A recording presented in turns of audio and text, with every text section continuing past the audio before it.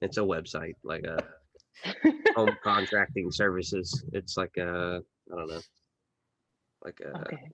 I don't know an It's like a example. trust thing, like like a It's thumbtack. like Yeah, home improvement.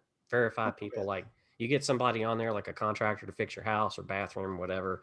Like they're on Angie's list. They're trusted. Like they'll walk in the Yeah. door and not leave with your VCR or whatever. I don't know who steals VCRs now, but that's basically it.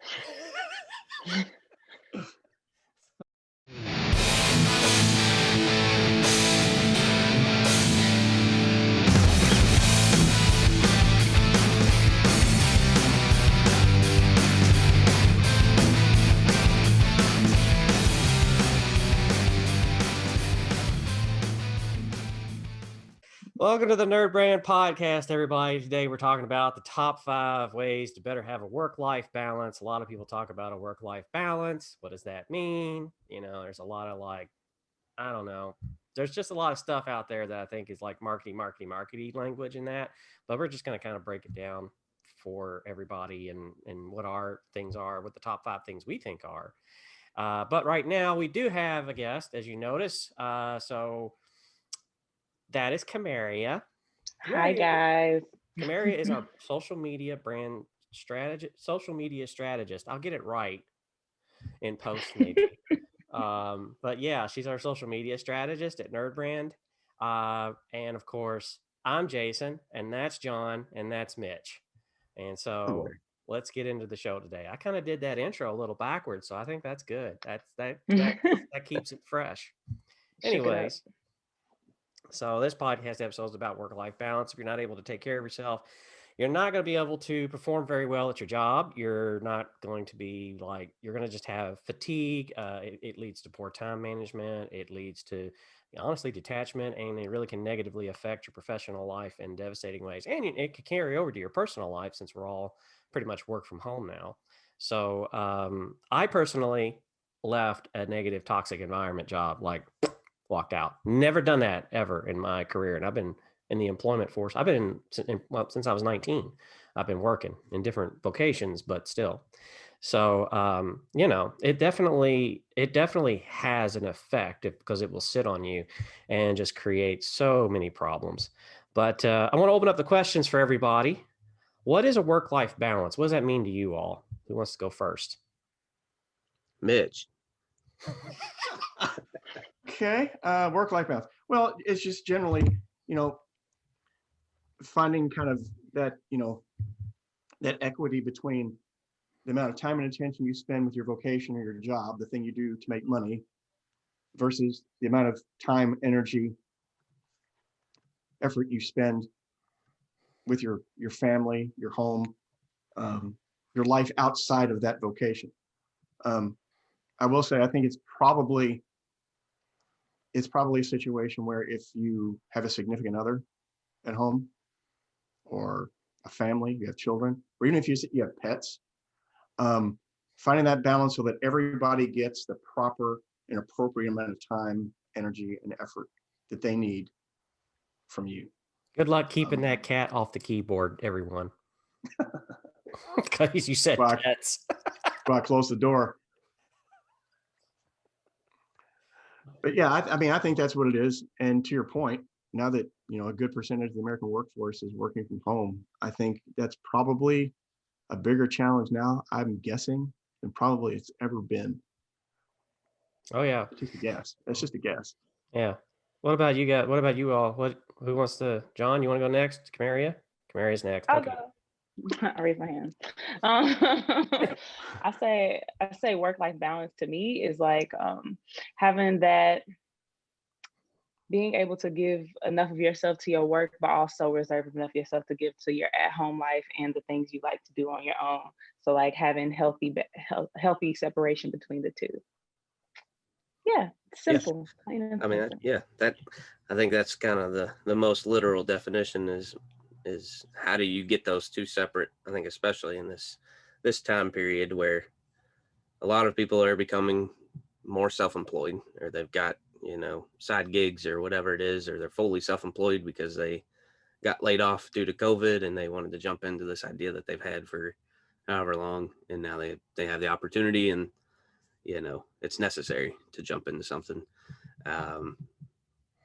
It's, to me, for me personally, it's very hard to maintain, as as somebody who is self-employed, who probably has too much on their plate.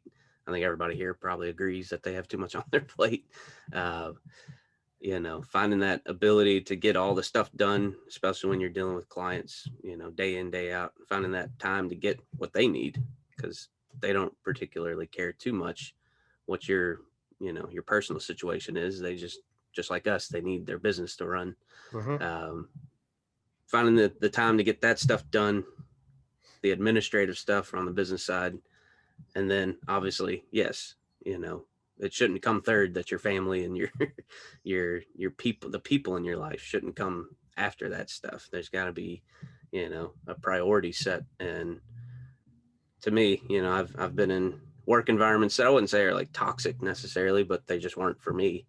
And to your point, Jason, it can wear on you. It can very much take you down on a personal level and really deeply impact your happiness, your ability to socialize, your everything. So to me, especially in this time period of the past year, it's been hard to maintain. I think everybody can agree. It's been hard to maintain where that line is, because you go into your basement to work, or you go into your office in your house, or you go into your attic in my case, and you try to segment what's happening downstairs or upstairs. If you got kids and all that, everybody's dealing with that, with schools being out and everything. So I don't know, it's a big challenge. I'm curious to see how other companies that have opted to go 100% remote permanently, how they support their employees, because it's got to change a little bit. Yeah. See what I did? I set up an office at my cousin's house, so I'm not working at home. I go somewhere else, and I can separate the two. That's smart. That's really smart. I did read recently that Google is getting ready to go on a hiring spree, apparently, again, and put people back into the office. So I kind of wonder if that's a signal for at least partial, because I mean, I think it's reasonable to have a split kind of a thing, work from home, work at the office, a couple days a week. I mean, all of us are within probably a 30-minute drive of somewhere in Louisville. Laura is not. She was on our last episode for our listeners. She's our web developer. She's the other lady at NerdBrand. So, you can go back and watch that last episode that we had with her on there. But, she works from home, and she's an hour and a half one-way drive to Louisville. So yeah, commuting is not, that's where I think everybody's going to be like, all right, this work from home thing, I'm going to make this work, because I don't want to drive all day. Like, right. Sitting in traffic is like, even if itself is sort of like, you're just sitting there, we're looking at somebody's taillights, brooding about the job or the day. Yeah, back in the day, I mean, talking about commutes, back in the day, I worked with the director of a media department at an agency I used to work at. She drove from Lexington to downtown Louisville every day. What is that, about a 4-hour drive? No, Lexington's about an hour. Hour and a half. Yeah, but it's 3 hours. An hour and 19 minutes. Yeah, right. Somebody's done that trip. Lexington is an hour and 19 minutes on the dot. I drove to downtown Louisville from campus all the time, but a lot of my professors lived in Louisville and would drive to Lexington to work. Wow. Yeah, I mean, I can see that like 2 days a week. If you're a professor, you got 2 days a week where you're on campus. Maybe, but still, to do that 5 days a week, I'm always amazed that people, I draw my limit at about 30 minutes. At that point, and from a financial perspective, it just doesn't make sense, in my opinion, unless you have an exceptional job. Yeah, true. And she was a department head, sort of a VP level position. So yeah, but her husband had a really lucrative job, and see, this gets a whole other, that home family kind of split. Her husband had a really nice job there in Lexington with one of the horse publications. So it didn't make sense for him to leave Lexington. So that's a whole other kind of interesting dynamic between the home work dynamic when you've got a spouse that drives all that way, you don't. amount of time you spend together with your spouse and things like that. And that's another interesting kind of aspect of that whole work life. Yeah. Yeah. I mean, it's a subjective thing because it's different for everybody. So it's like it's up to the organizations to kind of look at their workforce and pay attention to where they're coming from and what their drive is like, and kind of make that decision to kind of hopefully proactively tell them like it's okay if you're here, twice a week and not every day. Because the employees, they're not going to take that initiative because that's an HR issue. They don't know if that's going to put their job at risk. I mean, so employers do have to take more of an active role now in that. I like Dolly Parton's quote, never get so busy making a living that you forget to make a life. That's what I included for this show. Everybody loves Dolly Parton. So,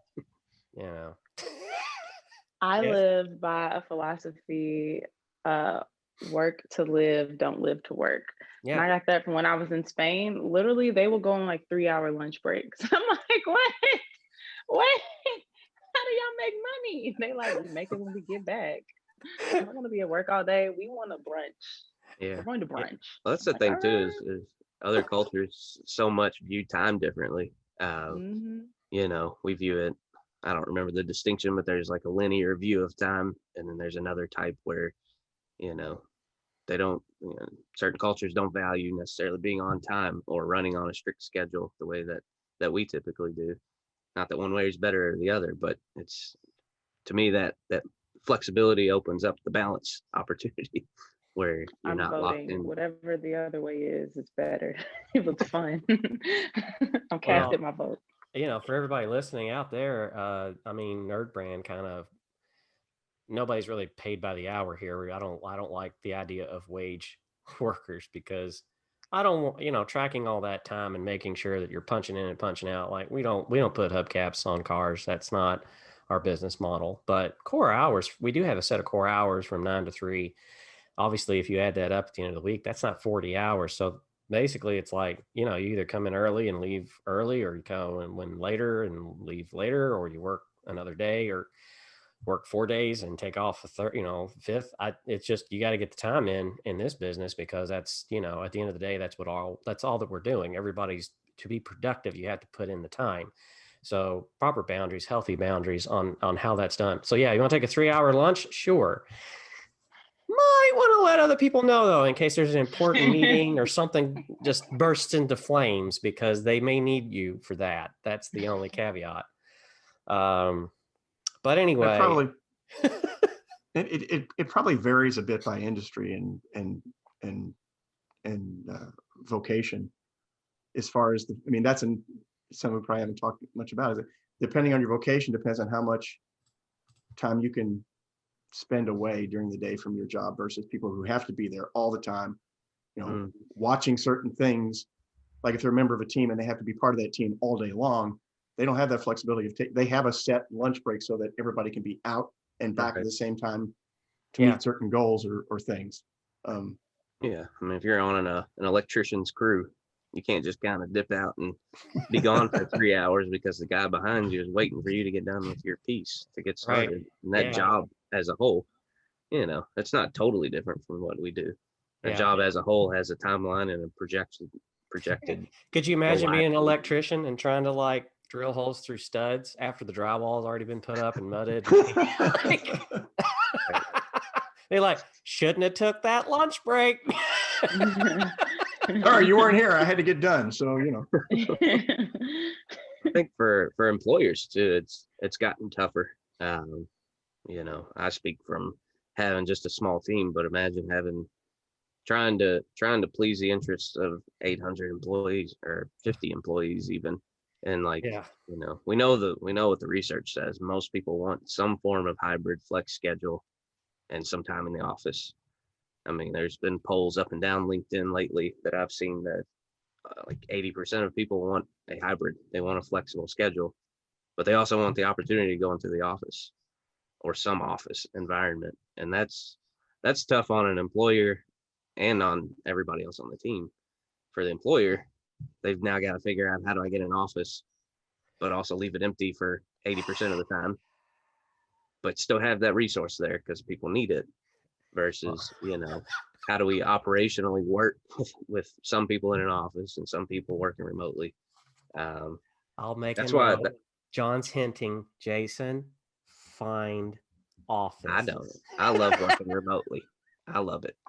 I will go into an office, but probably about 20% of the time I'm in that category where like 80% of the time I don't want to be in an office, and I don't want to be expected to be in an office. That was one of the when I hinted at I didn't have toxic work environments, but environments that weren't for me. The 8:30 to 5 on the dot, punch in, punch out is not suitable for this type of work, in my opinion. But I've never known you to do that. John would come in like, I think you would do don't about make me maybe, look bad here. No, I mean, well, it's a work habit thing, and other people in the office and their perception is that it could be negative upon that employee that does that. But it's just because of operational problems and not understanding like, well, that job doesn't warrant just the grind, And that's the point. It's like if you're in at 9 and out at 2, look, if you got your stuff done and it's done right, go home. That's the way I look at it. Right. Like, if I'm going to do that, is it fair that I make other people stay? Like, I mean, I feel like in an office as CEO, unless I'm going out to an appointment or something, if I walk out and go, enjoy the weekend, and it's Friday at 2:00, guess what? Y'all just go home. That's kind of how I feel about it. That's kind of the way I am. But yeah, I miss offices. Mitchell will understand this too, because in our work, it's really nice to have that whiteboard and collaborate and ideate, if you will, when you're in the room with people. Because in web, it's hard to, especially in development, it's hard to like discuss complex like connections and things like that in a format like this. And then in creative, Mitch, you can probably attest to this, is the strategy and advertising and what you're going to do with the brand and its management or even its development and coming up with a name. I mean, you write the name down, 20 minutes later, you don't want to hear that same name recommended again because nobody wrote it down. Let's call it Rocket. We'll call it Rocket. We said that 30 minutes ago, Bob. Stop suggesting Rocket. Well, Zoom and some of these other applications have features where they have a whiteboard kind of setting where you can kind of have everybody in the room and have a whiteboard. I don't know what you call it. Okay. I don't know what the scientific term is, but there's a dynamic on the creative side of this business. And I'm sure it's true in other businesses. When you have, I don't mean a crowd, but let's say you've got me as a creative director, an art director, a copywriter in a room concepting. It can be an ad, it can be a logo, whatever it is. That personal person-to-person dynamic where you're seeing faces, you're hearing breathing, the communication and the feedback is instantaneous. There's no clicking, there's no awkward talking over one another because of the delay in the feed. Let me doodle that. Right. There's a human dynamic to it that you can't replicate any other way. And I'll be honest, I miss it. I really do. And Jason, I mean, we work together. It's like it's just nice to be able to get up, walk around the corner, sit in somebody's office, look at them face to face, and engage. Yeah. Yeah. That's all I was going to say, the human aspect, just being around people. I like being around people person. So like being alone all the time is not like ideal for me. I love working from home, but like if I got the opportunity to go in the office and see my favorite office friend, my favorite work friend, that would be perfect. Yeah, I get that. That happens. Years ago, I had that situation where I had a work friend, and that's just, she moved away. How dare you leave me? Yeah, how dare you leave Louisville and go to Austin, Texas? For shame. It was more like, you did not tell me we were doing that. Yeah, I was like, please take me with you. Anyways, got a little bit ahead on the topic.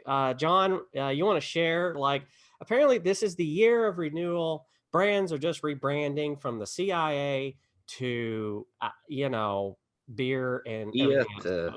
Who's Match.com, everybody. Yeah. Everybody's rebranding. And I think it's, to me, it's a sign of how important branding can be and rebranding can be. These big name brands who have super well established presences are still taking the time to pour investment and pour time into rebranding. It's to make make some conversation. And in a time like this, when we're trying to recover, all brands are trying to recover from, the losses that they suffered in the past year. Branding can be a marketing tool, so to speak, although it's more on the front side of marketing. Yeah. But for this week, I stumbled on Angie's List, which is like obviously a platform for booking contractors and home services and things like that. They try to take the friction out of that, so you're not dealing with a plumbing contractor over here, whatever electrical contractor over here, and trying to make everybody work together as a homeowner. You're not a general contractor. So they try to take the friction out of that, but they basically, it was called Angie's List. Now they've cut it down to just Angie, and they dropped the E for some reason. I haven't figured that out yet, but it's ANGI now. Angi, Hmm. as in angina, Yeah. as in heart attack. I will Yeah, cut in. sure. I'll cut into the video podcast graphics. Yeah, Not of a yeah. heart Well, they attack. they completely changed their colors and everything. So it's all the fun stuff we talked about. They went from a green, primarily green color to now they're red, kind of a soft red, more like almost like an Airbnb type of color. And revamped their website and all that. One thing that's interesting is if you Google Angie's List now, they're running a specific Google ad that says Angie's List is now Angie. So it's just something, again, to think about all the channels, the holistic presence of rebranding, and how, to avoid confusing people, you got to think about the channels that they're going to find you in and explicitly explain this thing is still this thing. Hopefully you're not mad at us type thing. But That's a really good it's an idea. interesting one, especially in this time period where everybody is, for when the housing market's going crazy. Everybody's kind of renovating. They have been for the past year because they've been stuck inside. They want to make their living environment nicer. You got people building home offices like we're talking about. So I think it's a solid play. And again, it's kind of like a marketing play. Now everybody's talking about Angie's List. I mean, who was talking about Angie's List a week ago? Nobody. But now they're on CNBC, CNN, Denver publications, because that's where they're based. So PR is coming out of it, and it's just doing a rebrand is about more than just creating something new. It's giving you an opportunity to kind of reinvigorate your audience and your brand and get folks talking. So that's that. Anybody going to use them? Well, it'd be interesting to see how they shake out, how it shakes out, and how it's received. Their biggest competitor, and the one I tend to use more frequently, is HomeAdvisor, because there's no upfront fees and things like that. And that's how I found people that did my roof. And if I recall, their color is kind of a green. So I almost wonder, if I'm not mistaken, I could be. But if that's the case, I wonder if they did that to differentiate themselves from HomeAdvisor, because they were very similar in their feel, I thought. Yeah. Could be why they did that. But yeah. So I think that was the unofficial BrandBit by Jonathan to give us a new brand. I can kind of drop a little bit of nerd news. I think today, as of this recording today, Falcon and Winter Soldier is available on Disney Plus. Oh, don't say that. Yeah, so that's apparently that's also Camaria's weekend now. Thank you. And I still need to watch Justice League. Oh, I don't know. Justice League did drop yesterday, and I saw some comments. People were like, why is it in 4:3? Because and I was like, because they wanted to do IMAX and they didn't want to crop everything for the, widescreen, which I was like, okay, I've not seen it. I've made statements on here before that my feel of, as far as like branding and advertising from DC and the product that comes out, I don't have a lot of faith. Like I don't really plan around going to see DC movies. And this is kind of part of our discussion with NerdBrand. It's just, I don't trust it. Like I'll catch it later. Like if Marvel comes out with something, they got my money ahead of time. Like I will do like a health account. Like I'll put money in and cash that out later to go see it, because I know I'm going to see a good movie. But you know what's funny? Well, I started watching Justice League last night, and then like as the movie started, I remembered, oh, they're good at development origin stories, not the justice, not everything after the origin story. This is not an origin story because the yeah, intro was like 5 minutes, and then I kind of realized it was 4 hours, and I was like, I'm going to sleep. I'm gonna do this over the weekend. But yeah. I was like, oh, this is like Endgame was 3 hours or whatever. I was like, worth it, but Yeah. it's 11 p.m. I'm not staying up till 3 for this. So Yeah, but Endgame was like a culmination of 10 years of work and character development for all these hmm characters. And come hmm on, who did not cry at Endgame? If you didn't cry at the end of Endgame, you're not human. I cannot deal with you. You're just You don't not a who have a human. hurt pulse. you? You're not a human. You can sleep now, Tony. I was like, oh God, it's like a baby. I'll just turn into a baby after that. Sorry, John. Yeah, I think I know we're off into territory. You're like, what? I don't know. I started thinking about a whole bunch of differences between DC and Marvel. First of all, both of them are going to have my money up front. I just know to expect different things. But I did notice that Marvel, they drop several movies a year. Like they're getting us ready. They amp up things way ahead of time and they do it way faster. Whereas DC, I don't know what's going on, but they drop like one movie a year. And they take Yeah. another year, 2 more years to address the movie they put out Right. originally. And I'm like, Yeah, they don't really I'm just they don't feed the beast very much, and the beast, of course, is the fans. The fans just want to consume. they have It's TV shows. critical. Yeah, I, I don't know. Maybe they'll get that right through HBO Max and streaming. Maybe they'll latch on and give us like kind of like WandaVision and Falcon and Winter Soldier. They'll give us like a flash kind of a 8-part maybe series, to kind of flesh out what happened after Justice League and in between that and Aquaman. Because honestly, Aquaman Mhm. happened after Justice League, but what happened in between, there's probably some space for some stories, we hope. Some I don't room for know. some development. Yeah. But as you can see, I'm a fan of both of them, but I do cinematically I lean toward Marvel. Comics, and animation, more DC. And Yeah. animation in DC's had some problems. I mean, there's been very few animated movies that I look at and I go, well, that was a good one. It's like, no, it wasn't. It's like always the third act. I just wait for it. I time it now, which ruins the whole thing for me now because I've learned the beats, right? So the third act comes around. I'm like, well, they're going to drop the ball here somewhere on the story. So this is going to suck. What did I put in those other 2/3 Right. of time? And I always feel that way. It's like, don't drop the ball in the 11th hour, guys. You got to carry that through. That's what makes it impactful. And Marvel's, I mean, they've done that very well with theirs. So I don't know. That's why for me, I'm like, I'll wait later. So anyways, that was a little bit of the nerd news on that.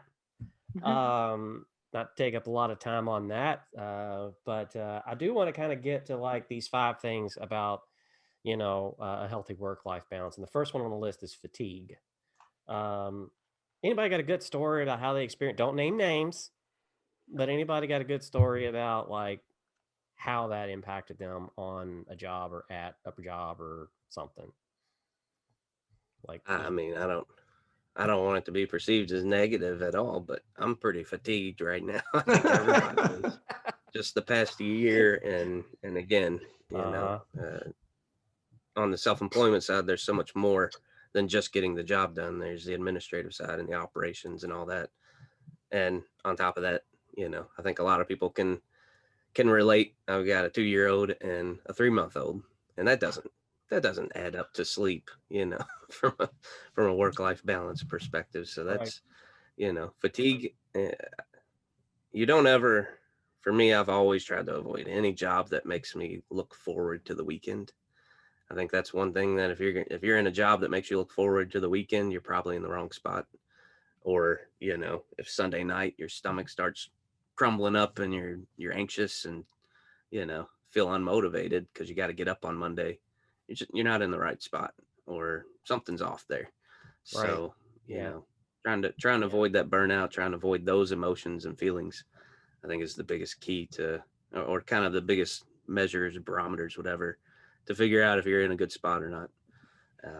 But fatigue, I mean, your work suffers. Obviously, your relations with the people that you're working with can suffer because you're just on edge.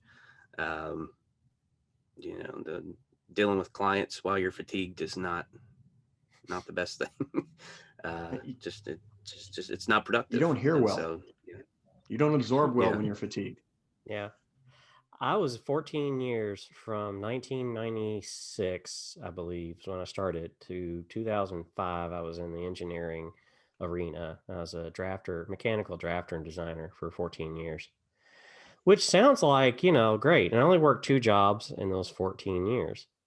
And the first 8, at the first place that I worked at, like I started when I was 19, but in 2005, something happened. I mean, the business started getting into like designing and making store fixtures. So, I was working on prototyping checkout lanes and carousels and things like that, working with companies like Walmart and Dollar General and everything else. And that was like at the end of my term at that company.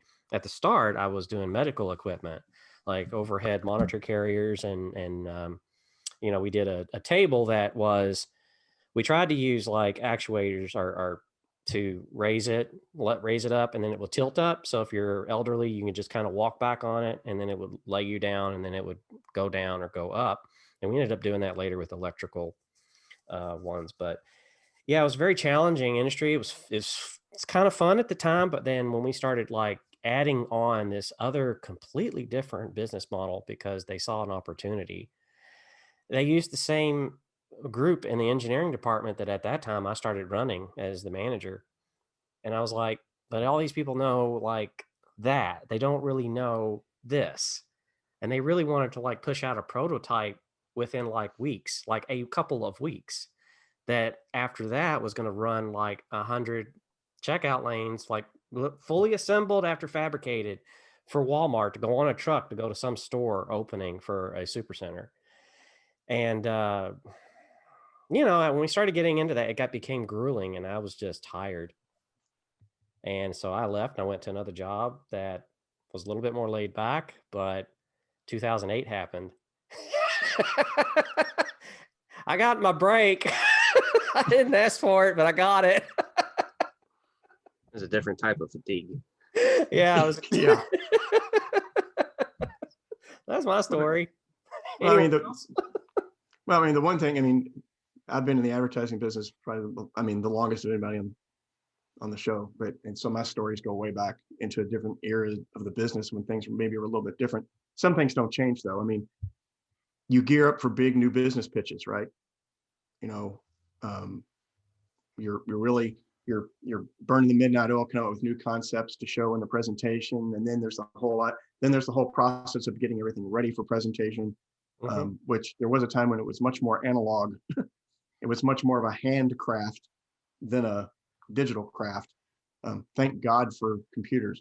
But that's it is what it is, man. I don't run away from it. I've come to appreciate a lot of things. But by the same token, that's always been a part of this business. You're always striving to exceed the client or potential client's expectations. So it's a constant striving. The striving doesn't stop. You may have lulls where you can take a breath, and the other thing is too, especially when you're like us and you're in addition to creating content and creating material, you're an administrative level. You're choreographing, and you're playing traffic cop, and you're playing mentor, and you're playing manager. That just kind of piles on. That urgency, that sense of urgency in things. And it's a quality of this business. I had my commercial art teacher in high school, my junior year of high school. She told us that first day of class, they called it commercial art back then. And she said, if you're going to work in commercial art, you have to learn to live in an atmosphere where you have to make extraordinary work under completely unrealistic deadlines. So that right off the bat, she didn't waste any time or energy. She didn't, pussyfoot around. She just said, just before you sit in that chair, this is the ride you're in for. And it's turned out to be true. I mean, that's just a quality in this business that we're in. The fatigue is something you're going to experience. It's going to happen. It's part of the job. It's not always excruciating, but because you're always striving to exceed somebody else's expectations, it's always there.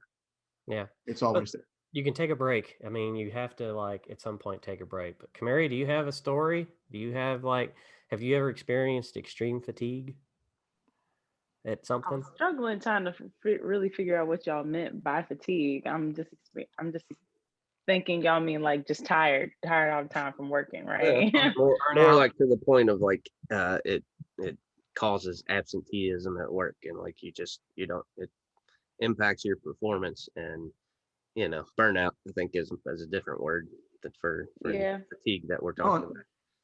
And absent from home. I mean, it can be the other way. Mm-hmm. I mean, it's like where you're so busy working all the time that you forget about that other part of your life that's going on. And there's people that haven't seen you. Even now, if you're working from home, you're still in that room.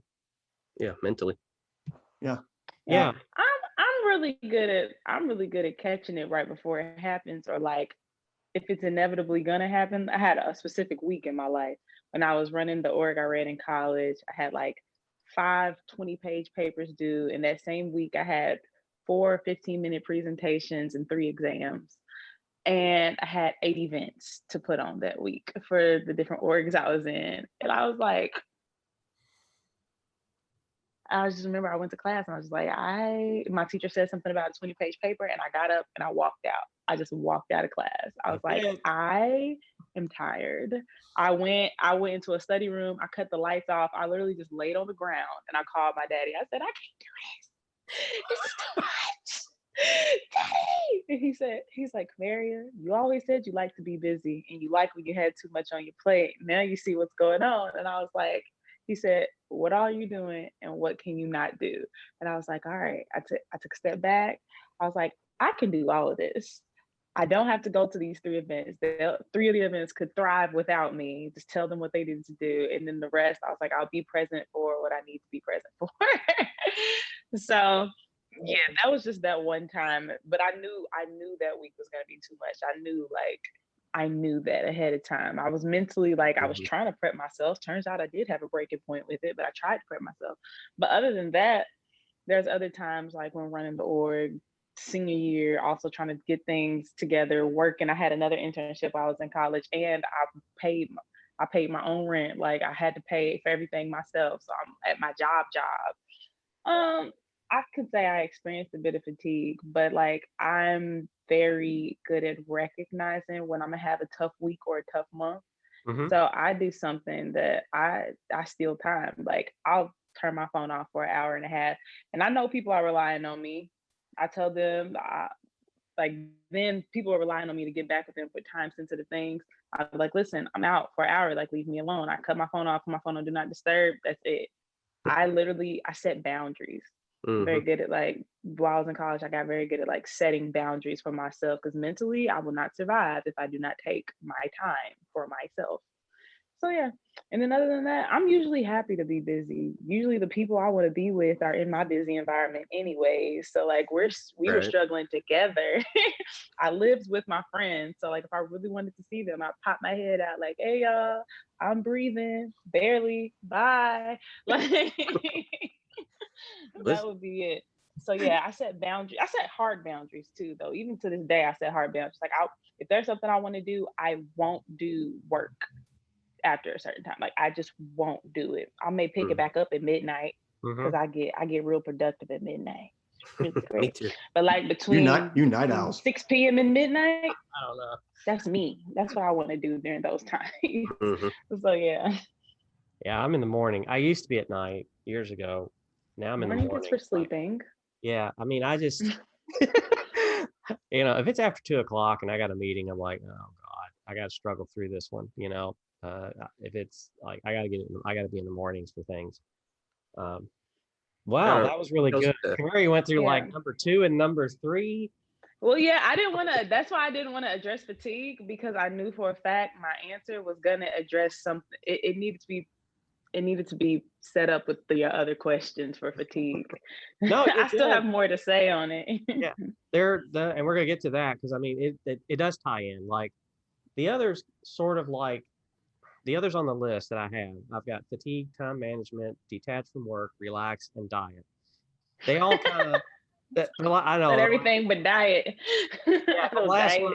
Everybody laughed. But they all tie into dealing with fatigue. Mm-hmm. I have a method to my madness, I promise. Okay.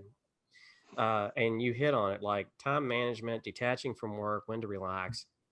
That's how you deal with it. That's how you start to cope with it, because the demands of a job is never going to go away. You can change to another job. It's still going to have problems there. You're still going to come across the same kind of relatively the same concerns. So I mean, this isn't my first go around at an agency or in a marketing and advertising environment. And I knew a person who I used to work with. He was there. I mean, I would show up at 8:00 in the morning or 7, and I was fine. I was ready to go. I'd look around. It's lunchtime at 12 noon. Oh boy, would not roll in till like 1 or 2 o'clock. I would go home at like 3:30, 4 o'clock, depending on when I got in, did my 8 hours or whatever, and took my lunch, like an hour lunch, and he'd roll in at like 1 o'clock. I'm going to lunch. He would just turn right around, go to lunch with me. And I'm just like, you just got here. You got to ease into the mindset. He stepped into the building. Okay. That's all. That was step one. Now he's going to leave with you, engaging with a coworker. Look at that. That was a method to his madness. I guess it was. I'd probably be like him. So I'm like, oh, I just got here, but you finna eat. Here I come. I do this when I get back. We finna eat. Oh, get tacos. I arrived just in time. Nice. I arrived in time for tacos. Maybe not work, but tacos. I'm here for that. Tacos. Oh, he was great. Absolutely. I want to eat. Yeah. But yeah, detaching from work and doing that in a healthy way. My father told me a long time ago, like, separate work and home. Like when you get home, you're home. Of course, this isn't an age where you drove to work, like obviously pre-pandemic. We're talking the 80s, right? So, when he got home, he would try to leave work at work because, the other thing you can not realize you're doing is, you're talking about work all the time. And kind of people are tired of hearing it, I mean, you can get really passionate about it, but you just won't, in their eye, shut up. Well, even that, and you got to be careful not to use your partner or your friends or whoever it might be as that kind of venting your therapist. Like they, to some degree, obviously they need to support you emotionally and all that stuff. If you have a bad day or if you're having a burnout week, it's important for them to be there. But yeah, at some point, you can't come downstairs every day or come home from work every day and just unload all the negative stuff that happened at work or all the stress of the clients or whatever it is, because that person's, they're going to start to feel the fatigue and they're going to get burned out from that interaction. And they've got their stuff for me with. Yeah for me, honestly the hardest, I guess, like the hardest emotional thing to deal with is almost like it's guilt almost, and I think a lot of people could probably resonate with it. It's like you try to shut down, you try to compartmentalize, but then to fill that void, it's like guilt almost sets in, that like there's stuff that needs to be done. It is to your benefit to get it done, but also you have all these, these other 2 or 3 things in your life that demand your time and deserve it. And it's like, how do you compartmentalize that feeling of not getting enough done or not accomplishing what is in your mind? I always think like there's always something else that's going to need to be done, is how I look at it. Like it never stops. Yeah. And you kind of want to hope that it doesn't, because if it does stop, well, we're not making money. Nobody's getting paid. Honestly. Yeah. That's kind of how I look at it. But when you live with a partner, I think it's a healthy thing to give each other 5 minutes, like literally hit a clock, let it count down like you're baking a cake, and give each other 5 minutes to just, but do it in a way, obviously we're not putting that on them, because there can be like a misunderstanding, like I'm yelling at you. It's like, I'm not yelling at you. I'm just kind of like getting this out because I need to say it out loud. I need a sounding board. And honestly, the person listening just needs to listen and go, you're right. That sucks. Like, they don't need to offer like advice because there's nothing they're going to say. And you're not looking for that. I always come back to the I don't know who told me, but I feel like it was somebody at the first agency or the second agency I worked at. We're not saving lives. You know, it's great to have pride in your work, and what we do is important, and to our clients, it's exceptionally important. But at the end of the day, nobody's going to die if that website doesn't launch, you know, if that logo doesn't get presented the next day. Like, stuff happens, and you know, nobody's on the operating table. At that point, if somebody's on the operating table, it's a big deal if you're fatigued. Yeah. What's that old saying? Like, you know, poor planning on your part doesn't make a crisis on my part, or something to that effect. I mean, people around you have to learn to plan. You know, it's all about planning. It's all about, you know, unfortunately, you know, your state of mind to some degree is dependent upon other people's state of mind and their ability to take care of their house, so to speak. Well, it's kind of like the role that somebody told me, like the role that I'm in is like, I'm at the top and I'm the big gear. And then there's a little gear at the very bottom of the thing. And if I'm just doing this, that little gear is like going, pew. So my job is to just do that and try to feel that little gear and make sure it's not like, and you know, it happens when the bigger the organization gets, the harder that is. Yeah, I feel like that, you know, taking time to relax and back away kind of helps with that. You know, I don't live with a partner, so I don't have that venting thing happens where if you were in my house, you probably think Jason's gone mad because he's just yelling at the wall. And, you know, sometimes you just got to do what you got to do. But yeah, I think those are really good points to bring up from all of you, especially you, Kamari, about kind of just diving into like all of that, like boundaries.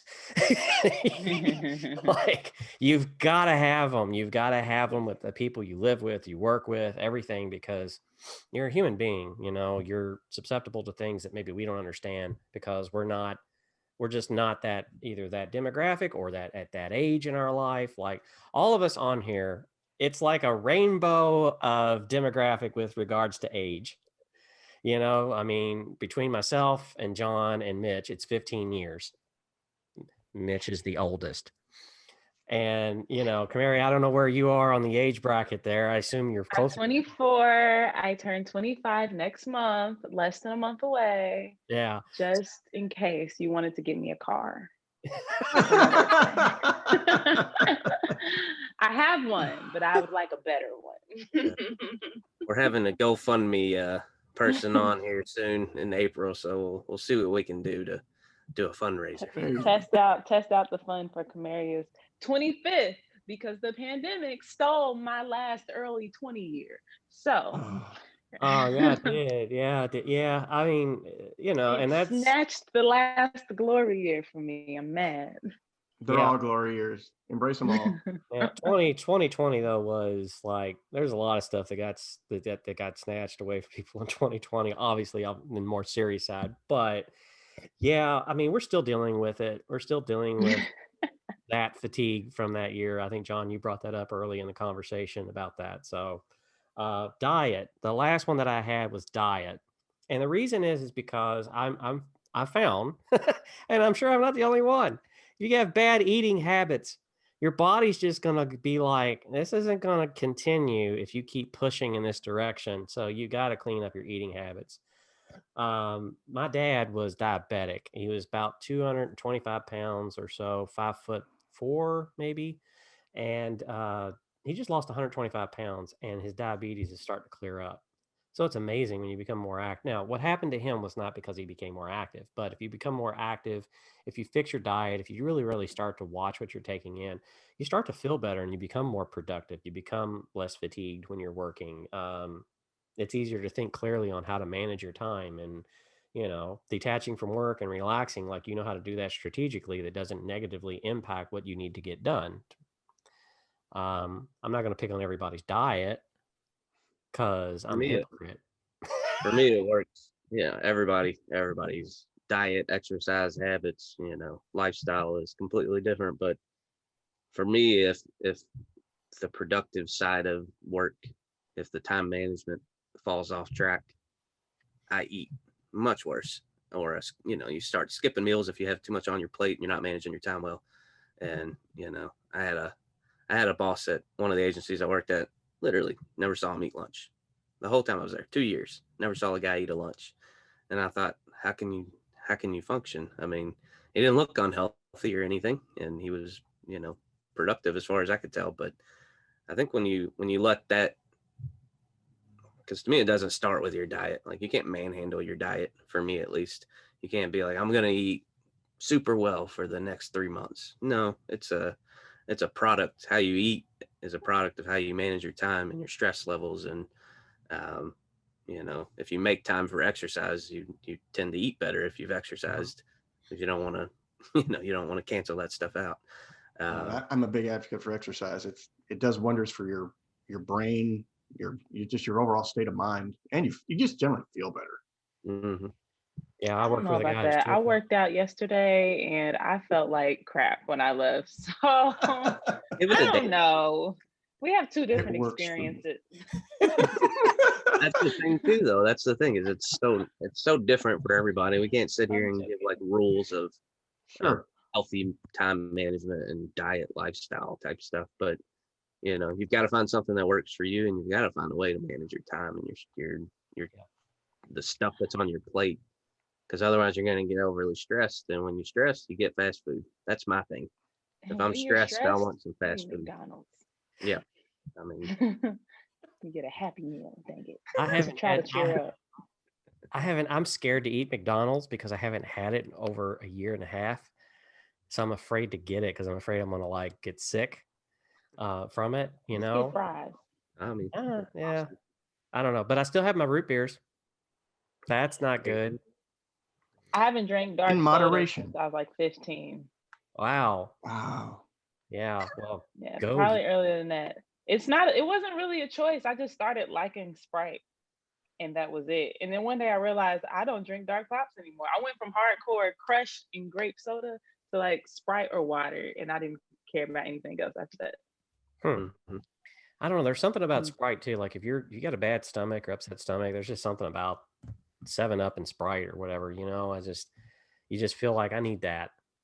Yeah, I know. I got like a 2-liter. Yeah. I don't know, but I don't know. Diet sounds silly, but yeah, I worked with a guy that was always like, 2:00 is yogurt. Stop. Got to eat the yogurt. I will say like my diet's never been great, but I'm also not like trash when it comes to eating food like that. But when I eat fruit or yogurt or something over like a bacon, egg, and cheese sandwich in the morning, like it does. It has a very visible, it's a very apparent effect. Like you're more alert, you're not tired. Yeah. So like I know for me personally, like I can't eat heavy breads. I can't just eat pizza. Like sometimes we have pizza on campus. It'll be free. Like I'll go, I'm not paying for food. Yes, I eat pizza. So like I would get the pizza, but after I eat pizza, I need to take a nap. The itis sets in. There are certain foods, fatty, heavy foods give you the itis, and you have to take a nap. That's one thing I realized about like myself. Also most people, but I'll just say myself. But yeah, that's one thing I realized about myself. And then like in school, me and my friends, we would cook. So we would have like little meals, like, and I would take it to campus and eat that. Or like every Tuesday, there would be like sandwiches and one center on campus. And every third Thursday, we would have a soup event, my org. So we would have soup. Like, so I feel like we were eating healthy just because that was the free option. That was a free option, but that like kept me alert. When I graduated and I came home, and I just started eating whatever my mama had in the kitchen, things. I was like, this is plummeting. I didn't realize I was doing good there and I'm doing bad here. So like I had to get myself in order. Lucky me, I love smoothies. So like smoothie That's bowls. What I was about to say. You've got me on the smoothie train, and I've been, for the most part, since you mentioned that, Like literally went out and bought a blender and started making me and my smoothies. roommates used to love to cook stuff. So like we lived in the Virgin Islands for a while. Me and one of my roommates lived in the Virgin Islands together, and we loved pates. We was like, man, these pates are like fire. We literally just made it. If we found something at a restaurant we liked, we're not buying this. We gonna make it. So we own blenders because everybody drank a smoothie in the morning. Everybody ate pates at night if we felt like it. Whatever we found at this restaurant this one day 6 months ago, like we recreated it all. Let me get this So, straight. You get okay. So this is kind of like to sum up what happens, because Kamari, I know you got to go here in a bit, but so you got John to get a blender to do more. I didn't even know that. And she just mentioned it a few weeks ago in a team meeting, I think, and I was like, I should try it. I've never owned a blender or drank smoothies, and I'm like, that's probably a good idea. But John told me to get an air fryer.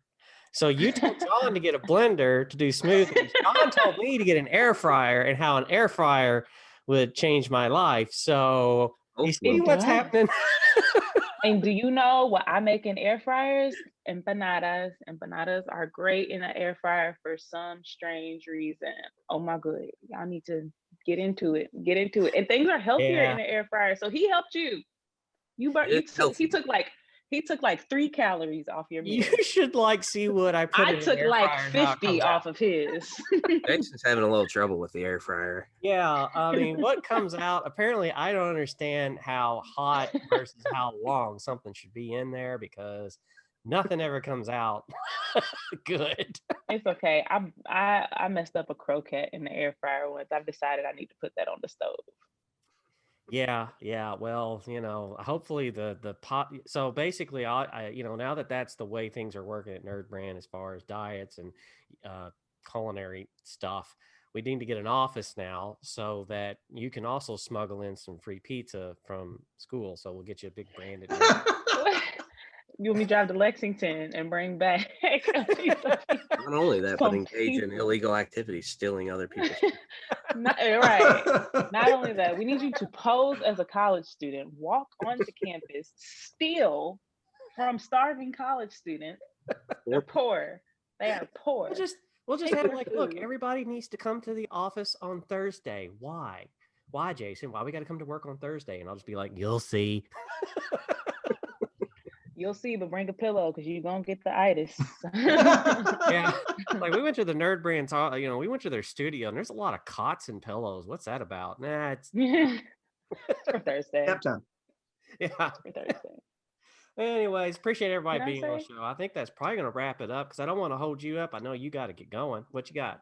Can I say one more thing about the work-life balance thing? Yeah. Because I was saving it. It's important to discipline yourself. The hardest part is to get discipline for yourself. But once you have that, set specific times to do specific things. So when I studied, an hour and a half on this, hour and a half on that. And then I would stop and I'm 2 hours on this proposal I need to do for my org, another 2 hours on the grant I'm working on. Literally setting those times, a lot of times for specific things helps so much. And then I also would have 15-minute breaks in between each thing. So I can scroll on Instagram, respond to text messages those. Life changer. Yeah. That's my last thing. Yeah. Use your calendar.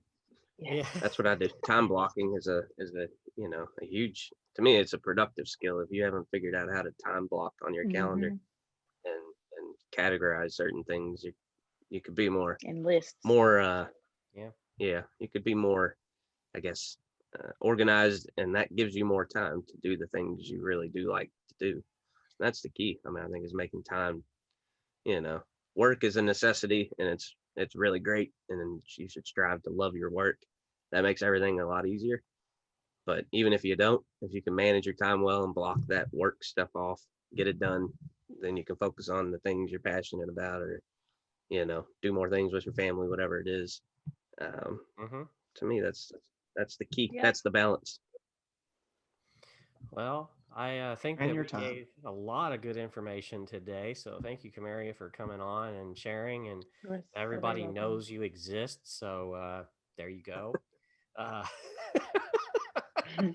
You are welcome. Yeah. If any of our listeners out there have any questions, we are at nerdbrandagency.com, and you can listen to this podcast at nerdbrandagency.com/podcast. You can find us on a bunch of social networks at NerdBrand Agency.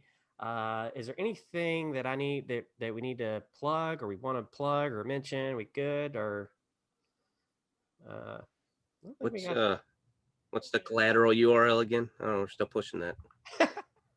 I think it's collateral. I think it's nerdbrandagency.com/collateral. So we are, with everything opening up, I think sales teams need help. And so our last podcast was talking about, how things can get jibbly jarbed if you're in a sales room, or if you're presenting, if you're like, and I've been in this situation where, okay, that color is not the same as that color, but yet we're pitching like creative services, right?